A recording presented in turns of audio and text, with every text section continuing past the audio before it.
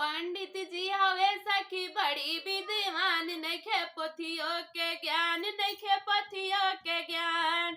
बैठेले मड़उआ में वेद विचारेले, तालिया पीटी हंसे दतवा चियार, नइखे पोथियो के ज्ञान, नइखे पोथियो के ज्ञान।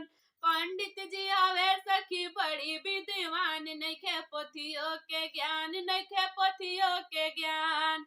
घर ही में बैठी के रोटिया बनावेले, अपने पंडिताइन के गोड़वो दबावेले। आ ऊपरा से खाले सखी बेलना के मार, नइखे पोथियो के ज्ञान, नइखे पोथियो के ज्ञान।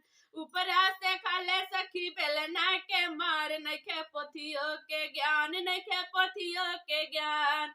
पंडित जी आवे सखी बड़ी विद्वान, नइखे पोथियो के ज्ञान, नइखे पोथियो के ज्ञान।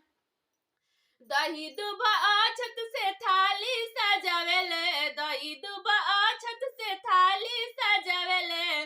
बोलहु न आवे त मुहवा डोलावेले, इहे मन करेली इज्जत उतार, नइखे पोथियो के ज्ञान, नइखे पोथियो के ज्ञान।